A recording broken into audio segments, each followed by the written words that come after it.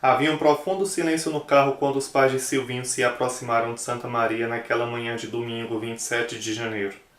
Marta percebeu um clima pesado no ar. A cidade estava diferente, sombria, mergulhada em tristeza. Silvio, tu vais ver que vamos chegar em casa e a caminhoneta do Silvinho vai estar na porta. Podes ter certeza. Quando o comerciante e a esposa entraram na rua José Mariano da Rocha, no bairro Nossa Senhora de Lourdes, Silvio percebeu, de longe, que o carro do filho não estava estacionado. A caminhonete está na garagem, meu bem, com certeza. Com grande expectativa, Silvio acionou o controle do pesado portão de ferro marrom. Lá dentro estava vazio. Marta ainda tentava demonstrar calma. Acreditava que Silvinho tinha ido passar a noite no motel na companhia de alguma garota. Desde que terminara seu último namoro, o filho ainda não tinha conseguido se acertar com ninguém. Quando os amigos de Silvinho foram até a casa do bairro Nossa Senhora de Lourdes à procura dele, naquela manhã, o sumiço do rapaz ganhou outra conotação.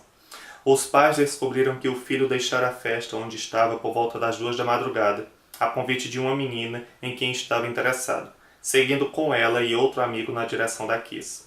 Ao saber sobre a saída de Silvinho do encontro organizado pelos amigos, Marta ainda imaginou que ele pudesse não ter entrado na boate.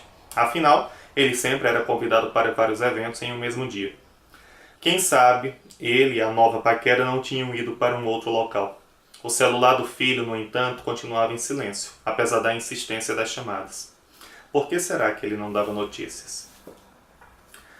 Pessoal, hoje a gente conversa sobre este livro, Todo Dia a Mesma Noite, da Daniela Arbex. O livro conta a história da tragédia que aconteceu na Boate Kiss, em Santa Maria, em janeiro de 2013.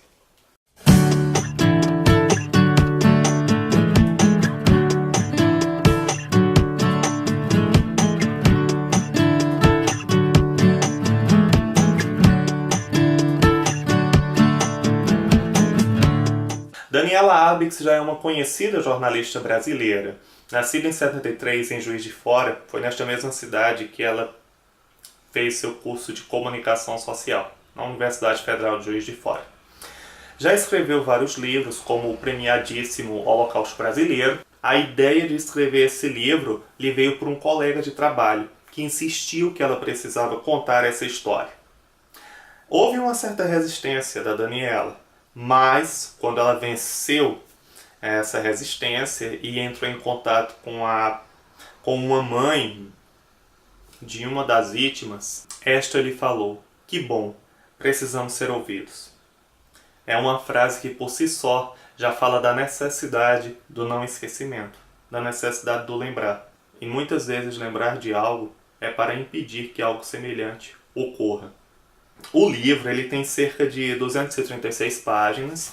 Ao final tem umas fotos que foram feitas e apresentadas numa exposição em Santa Maria. Há uma reportagem aqui no YouTube sobre a exposição, eu vou colocar nos cards aí para vocês. E aqui na parte interna do livro nós temos os nomes de todas as vítimas. Não é um livro fácil de ser lido, gente. Eu tirei o domingo da semana passada para lê-lo e eu disse, eu tenho que ler de uma vez, porque eu não vou aguentar voltar aqui. Justamente pela comoção que o livro causa, evidentemente. É um livro que demanda força. A tragédia na Boate Kiss segue um enredo de um livro-reportagem. E somos apresentados ali a vários personagens, como é o caso de Flavinha, que era estudante de pedagogia. Pois muito bem, Flavinha era filha da manicure Fanny Torres. E na sua casa, antes da festa, aconteceram os preparativos. Ela se arrumava junto com suas amigas, que eram Vitória, Mirelle, Gilmara e Andriele. O livro tem muitas partes intensas. E uma delas, por exemplo, são celulares sobre os corpos das vítimas registrando mais de 200 ligações. O que é indício, né, da procura dos familiares para que o fatídico não tivesse acontecido. E um dos momentos também mais tristes é quando nós temos a exposição dos corpos no ginásio da cidade. E essa exposição dos corpos ela se deu para identificação. É muito curioso que naquele dia, naquela manhã de domingo, vários políticos chegaram na cidade para prestar sua solidariedade. Só que antes do ginásio ser aberto para que os familiares identificassem os corpos das vítimas, os políticos entraram antes dos próprios familiares, o que gera, é claro, uma grande injustiça. A exceção foi a então presidenta Dilma Rousseff, que preferiu ficar ao lado dos familiares. E naquele ginásio, o senhor Luiz Cláudio Fernandes, de 50 anos, entrou para identificar o corpo de não um, mas dos seus 2 filhos. E é claro, com tantas mortes assim, a cidade de Santa Maria viu caixões se acabarem logo. Não era só caixões que acabaram também flores, velas e até mesmo cova. E diante desse esgotamento dos caixões, a Daniela Arbex faz essa denúncia, evidentemente, de que a morte em Santa Maria tinha preço, dizia ela. E isso se dava justamente porque, diante da alta procura, os preços parecem ter subido, digamos assim. E houve uma grande dificuldade por caixões, tanto é que chegaram de outras cidades. Naquele dia, inclusive, até água se esgotou em Santa Maria. Uma das pessoas que certamente lutou para enterrar os filhos foi Dona Cida. Dona Cida era mãe de um rapaz que ela adotou porque não pôde gerar, o seu filho único. Quando Dona Cida velava o corpo do filho, lhe chegou o pastor de uma igreja dizendo que ela não devia chorar, porque se o filho tivesse na igreja, nada disso teria acontecido. Ela não tinha forças, e ele, achando pouco, continuou a dizer: "Por que você chora, irmã? Você desobedeceu a Deus.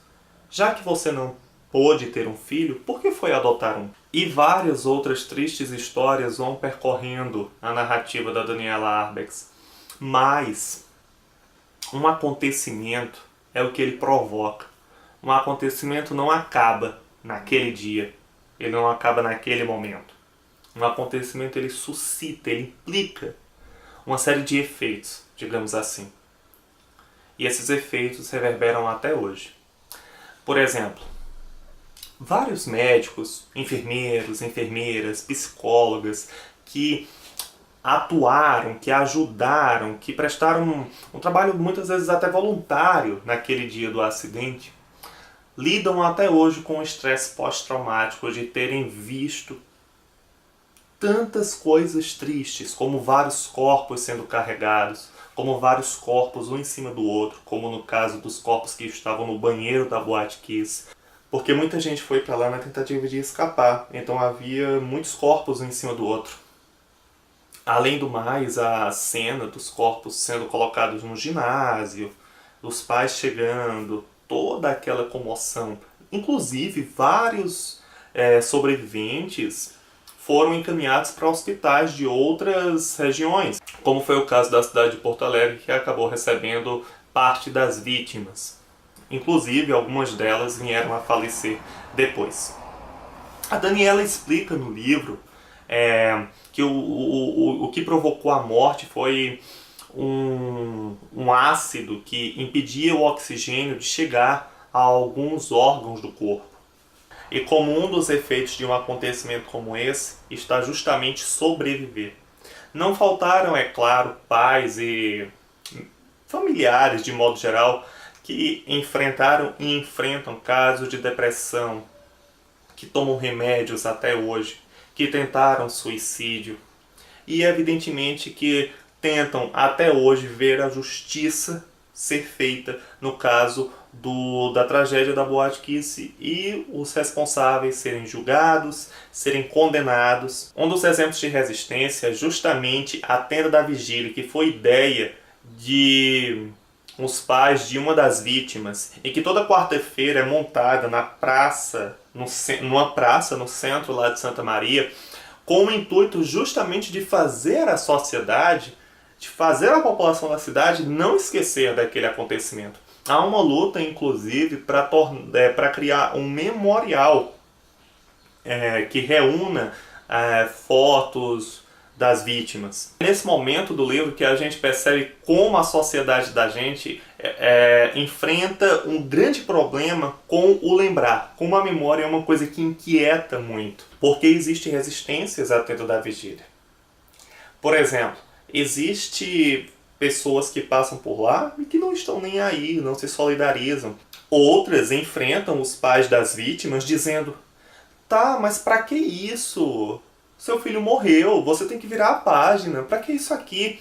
Quando não, a tenda é responsabilizada, é uma das responsabilizadas, junto com a tragédia, por uma, digamos, crise na economia da cidade. Eles são culpados porque não viram a página, porque não aceitam o que aconteceu. Parece que há uma estratégia de esquecimento. Parece que há um investimento em fazer esquecer. E por que esse investimento em fazer esquecer? Será que os responsáveis foram julgados? Será que estão em vias de ser julgados? Será que estão respondendo à liberdade? Tudo isso, é claro, gera uma grande impunidade pressuposta. Como se você pudesse matar e não sofrer consequências. Como se você pudesse errar, destruindo a vida de mais de 200 pessoas, né? E evidentemente de todos os familiares e amigos dessas vítimas, e não fosse punido por isso. Daí porque a tenda da vigília e a luta dos pais desses familiares é uma luta pela memória. E a luta por uma memória é uma luta política. Santa Maria é marcada por essa tragédia. E não vai ser diferente, porque ela se deu numa proporção gigantesca, fruto de uma impunidade tremenda. Então, lutar por essa memória é lutar pelo reconhecimento de que foi um acidente, é lutar pelo reconhecimento de que, se houve vítimas, há sim culpados, e que esses culpados devem ser punidos pelo que aconteceu. A partir do momento que há uma prática de justiça, a partir do momento que há um reconhecimento que houve negligência, a partir do momento em que talvez esses próprios atores reconheçam que houve falhas na administração da boate. Então, a partir do momento que há o reconhecimento de que houve culpados, que esses culpados se dispõem a pagar pelo que fizeram, isso colabora na resolução desse trauma histórico familiar e também colabora na efetivação de um luto coletivo, tornando assim possível se viver no presente com menos dor. Porque não teria mais a dor da injustiça. Tem a dor da saudade, tem a dor da ausência, mas se tem ali pelo menos a convicção de que há uma punição para quem cometeu esse crime bárbaro. Bem, pessoal, é isso. Foi, sem dúvida, um vídeo difícil de fazer. Foi uma conversa difícil de ter aqui com vocês. É o livro mais forte que eu já li neste ano. E quero mais uma vez agradecer a sua participação, a tua visita. Se não é inscrito no canal e esse tipo de conteúdo te interessar, se inscreve e assina o sininho das notificações para os próximos vídeos. Muito obrigado mais uma vez pela sua participação e até a próxima.